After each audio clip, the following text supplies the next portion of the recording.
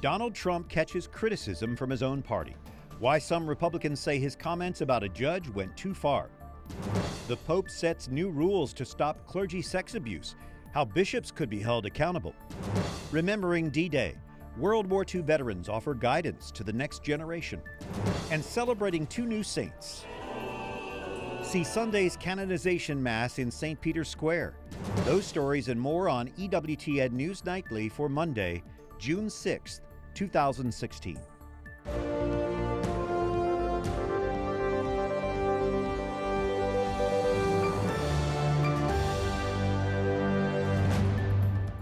Good evening from Washington. Thanks for joining us. I'm Brian Patrick. Top Republicans reject Donald Trump's remarks about a Mexican-American judge. Trump says federal judge Gonzalo Curiel cannot be impartial in lawsuits against Trump University. And Hillary Clinton is poised to become the Democratic nominee for president. More tonight on those stories from Chief White House correspondent and political director Lauren Ashburn. Brian, Trump made the cable TV rounds this weekend, doubling down on his criticism. He says because Judge Curiel's parents were born in Mexico and because Trump wants to build a wall along the Mexican border, this means Curiel cannot be impartial. Republicans have ratcheted up criticism, but no one has said they'll drop their support for Trump. Top Republican leadership over the weekend stopped short of calling the comments racist. I don't agree with what he had to say. This is a man who was born in Indiana. All of us came here from somewhere else. Here's what Trump told CNN. But you're invoking his race when talking about whether or not he can do his job. I'm building a wall, okay? I'm building a wall. I'm trying to keep business out of Mexico. Mexico's fine. There's nothing. But he's an American. He's of Mexican heritage, and he's very proud of it, as I am where I come from. But he's an American. Judge Curiel recently ruled that the so-called playbooks for Trump University be released to the public. He says there's interest in them due to Trump's presidential aspiration. And former presidential candidate John Kasich tweeted this: attacking judges based on their race and/or religion is another tactic that divides our country. More importantly, it's flat out wrong. @Real Donald Trump should apologize to Judge Curiel and try to unite this country. #2paths. Democratic presidential candidate Hillary Clinton jumped in. Judge Curiel is as much of an American as I am, and he's as much of an American as Donald Trump is. Trump has also said that it's possible any Muslim judge would be biased against him. Many down-ballot races are being affected as Republican rivals are using Donald Trump's comments against them. And party leaders tell me he's making building relationships with Latino voters harder. In the meantime, on the Democratic side, Hillary Clinton could clinch the party's nomination tomorrow. I will have decisively won the popular vote, and I will have decisively won the pledged delegate majority. You can't get much more than that out of a primary season. Secretary Clinton is just 26 delegates short of the nomination. Voters will head to the polls in 6 states tomorrow, with California the biggest prize. Clinton beat Bernie Sanders in a pair of weekend elections in the U.S. Virgin Islands and Puerto Rico. But Sanders says not so fast. Hillary Clinton will not have the requisite number of pledged delegates to win the Democratic nomination at the end of the nominating process. The Democratic National Convention will be a contested convention.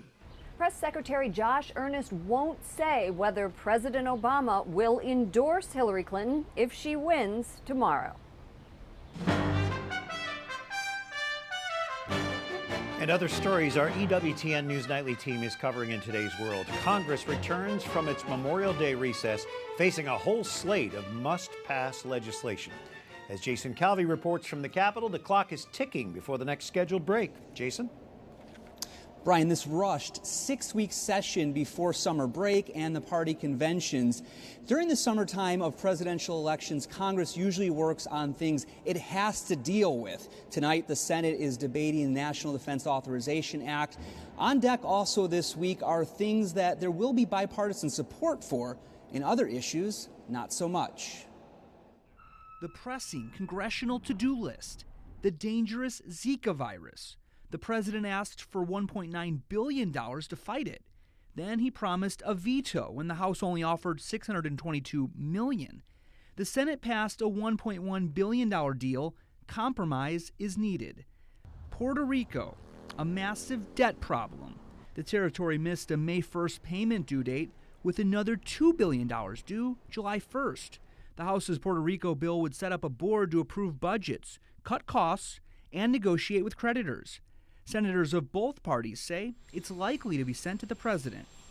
Opioid epidemic. The House and Senate both passed bills to fight it, and the two chambers are working out the differences, with final votes possible before July.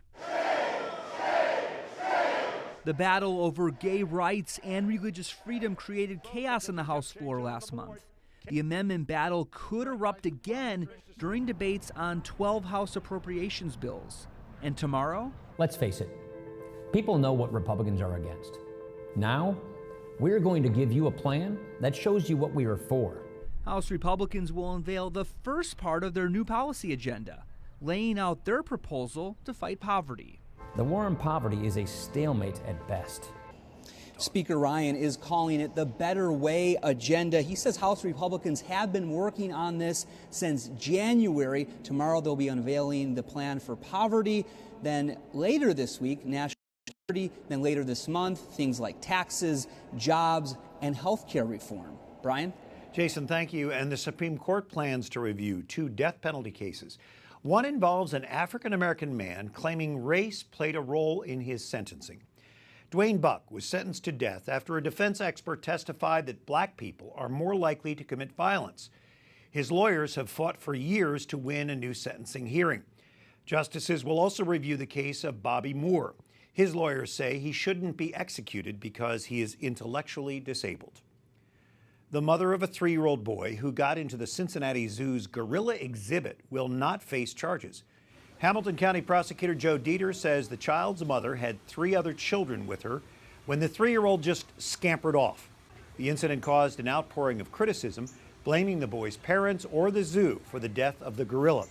That endangered animal was shot to death to protect the child. Dieter says the mother's actions were not even close to meriting reckless endangerment charges. The zoo plans to reopen its gorilla world tomorrow with a higher reinforced barrier. Pope Francis issues new rules to help stop clergy sex abuse. They clarify how bishops could be held accountable for failing to properly act on sex abuse allegations. Ethics professor Father Robert Gall says the new rules are a good sign. He says they show the Pope is determined to make sure these things don't happen again in the church. It'll be very important to see how these rules are actually implemented. The Pope just yesterday has approved new law, and it's new law that fills a kind of void that was existing in canon law. And now let's see how this is implemented. It will require personnel that really take serious action. Some abuse survivors are critical, saying there were already ways to investigate and dismiss bishops for wrongdoing. Pope Francis also approves the creation of a new Vatican department dedicated to the family, the laity, and life. It replaces the Pontifical Council for the Laity and the Council for the Family. This combined department will promote the pastoral care of the family and its mission to support human life.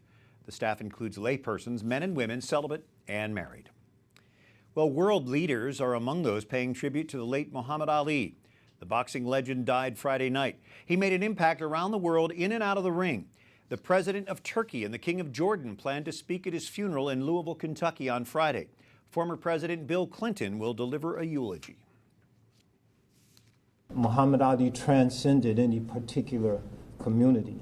He was larger than the Muslim community, larger than the African American community, larger than the American community. Ali's memorial service will be open to the public and will be live streamed online.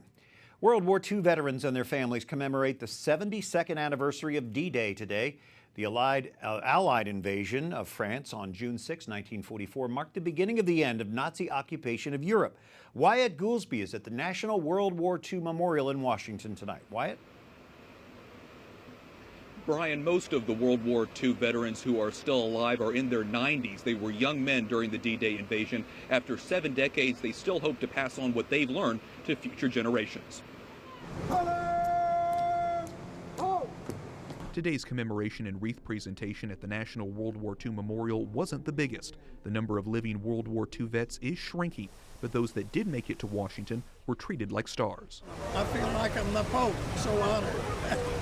Veterans who were part of the D-Day invasion, like Herman Zychek, say they're glad to have lived to see this day. Just lucky and happy to be here.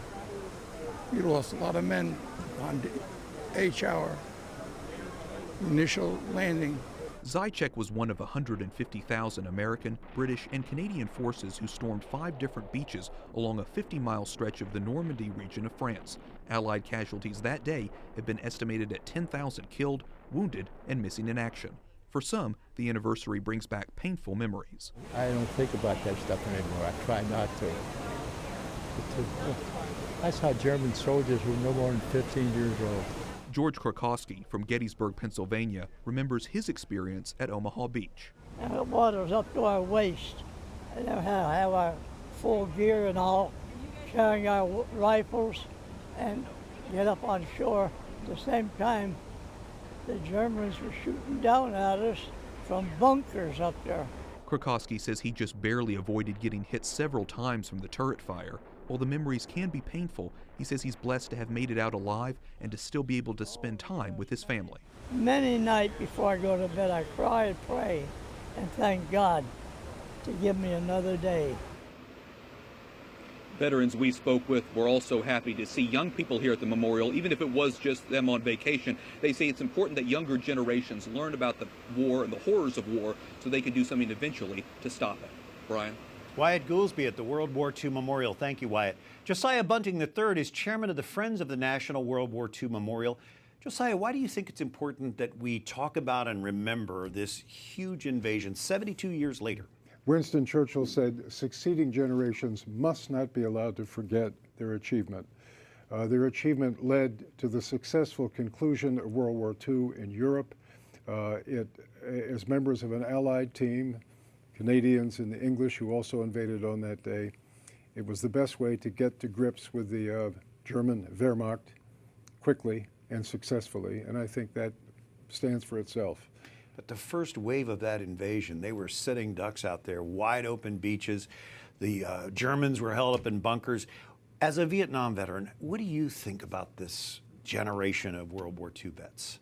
They're extraordinary, and we honor them especially for a quality which is no longer salient in American life, namely their modesty, their humility. These guys got plenty of credit when they were alive, but they essentially have been forgotten.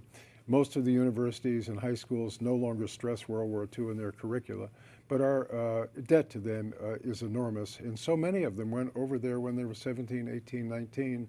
They were kids. They were kids. That's and we should never forget. How did the Normandy invasion really change the course of World War II in Europe? Well, initially, our operations were in, as you know, North Africa and Sicily and in the Mediterranean. But to get directly to grips with Germany, that was really the only way to do it, to plan that amphibious landing, to bring enough force ashore. That's where the Wehrmacht had their best people. And that changed the course of how the war was fought. And eventually, under people like Eisenhower, it was successful. Because of him, his leadership, what was it about Ike that made that such a successful operation? Like a great baseball team, if you pardon the metaphor, we were strong at every position of leaders. And Ike was as you were, general manager of the whole retinue. He had an uncanny ability not only to think through strategy, but also to measure the capabilities of the different units and different leaders that worked for him. He was the manager of a joint stock company, and he was essentially, from the British point of view, exactly what an American ought to be like, an American leader. An incredible chapter of history. Josiah Bunting III, thank you for being with us. It's a great pleasure. Thank you, sir. Thank you. Coming up, 2 extraordinary figures are canonized. Learn more about their lasting legacy. And NPR suffers a terrible loss. A reminder of the dangers many journalists face overseas.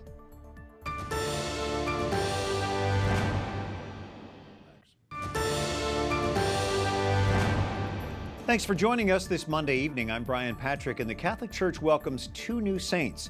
Pope Francis celebrated their canonization Mass in St. Peter's Square on Sunday.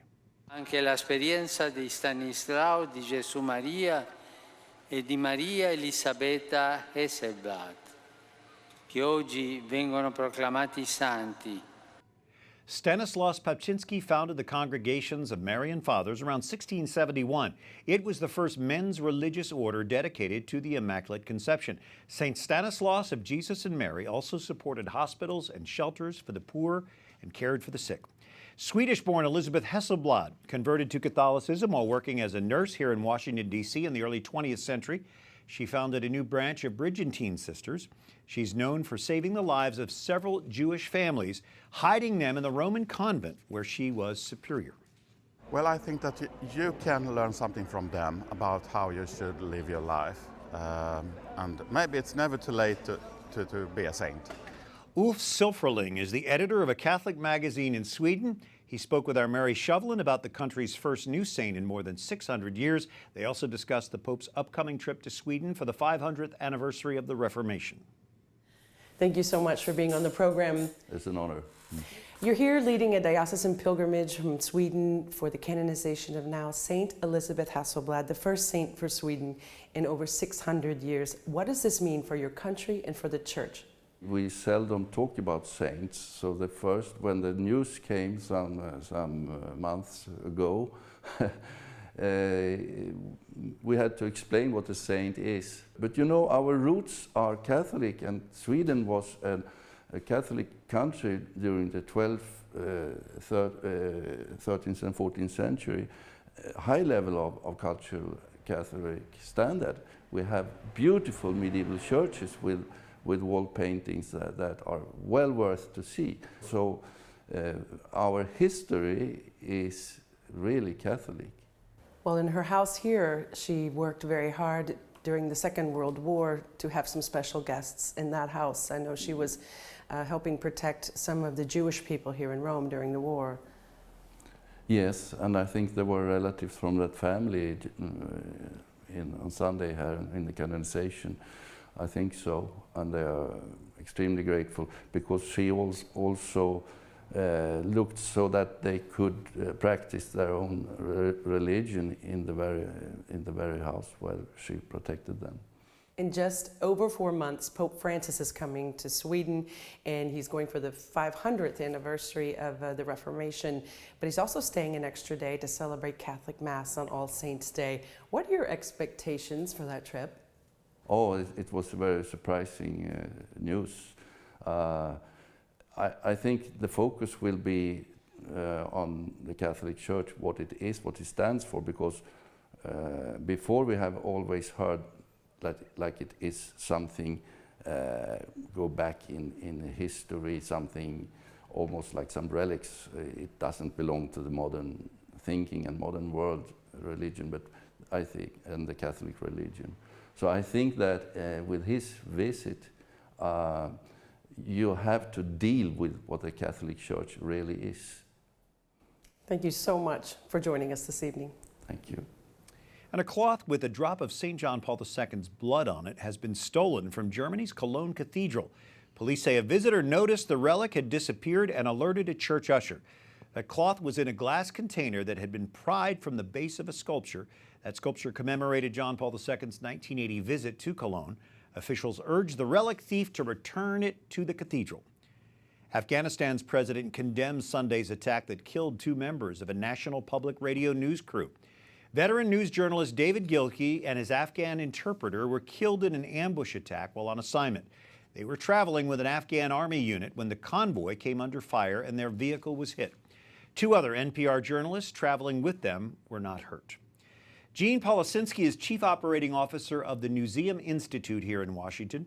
David Gilkey, the first NPR journalist to die. Are things getting worse out there? I think they are. Journalists are no longer necessary to get the message out. In fact, they're now a threat to the message you craft on social media and on the web. So we've gone from being neutral parties to really being a threat to that message. Shy of just stopping to cover these stories, is there any way that journalists can protect themselves? Is there any way to prevent these deaths and injuries? Well, you know, I think there's greater training now. There's a recognition that more freelancers, younger people are getting into this profession of covering, particularly in conflict zones. So maybe more training on how to prepare, what to do to vary your route to and from work or to and from an assignment. Let people know where you're going on an interview. But you know, at the bottom line, you're out there in areas that are going to put you at risk, whether you're in a convoy in Afghanistan, or if you're doing a report here in the United States. You're simply more of a target than ever before. What specific risks do these journalists face? You know, again, I think we're seeing a time when terrorists see killing journalists as not only a way to perhaps stop the contrary message, but of sending a message. We watched the attack on Charlie Hebdo. Journalists can be that first place you go to make a real impression, if you will, to drive home the point that a society is vulnerable. So it's an irony that the people who bring you the news are targeted in order for someone to make the news. So you have a journalist memorial at the Newseum. 20 new names are being added, and they show that you don't have to go into a conflict zone to have this happen. A couple of those names were right here in the States. Yeah, this year, at the memorial dedication, 2 of the names were the journalists who died doing a morning stand-up in Virginia, Allison Parker and Adam Ward, just doing what journalists do across this country and around the world every day, and stories that were very innocuous. But they were targeted because someone thought, I can use that moment to gain some fame, to gain access to the internet. You know, the disgruntled fellow employee wore a body camera, posted that video of the deaths on the web. So it just drives home, I think, that anywhere in the world, journalists are at risk. All right, from the Newseum Institute, Gene Policinski, thank you so much for being with us. Thank you. Up next, a struggle for some parents and their babies, how they're coping with the effects of the Zika virus, and remembering the Beatitudes, the Pope's message to all of us.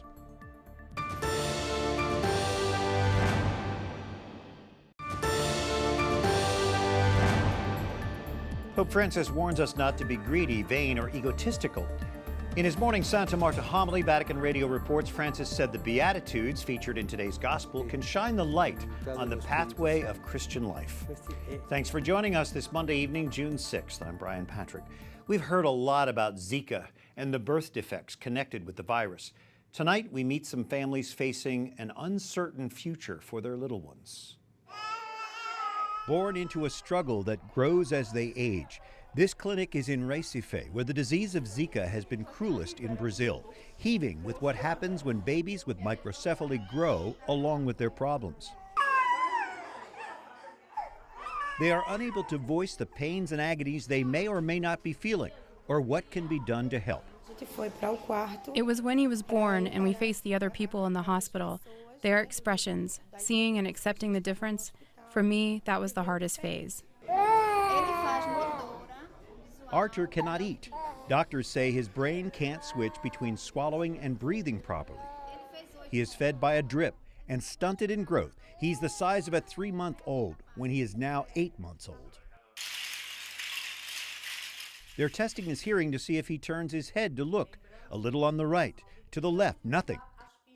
This is how it goes here, every minute, discoveries that alter a child's future. Vittoria was abandoned by her natural mother at birth, adopted by Kelly Oliveira a month ago. When we saw her, we fell in love with her. I didn't want to know what she had. That didn't matter. She's my daughter.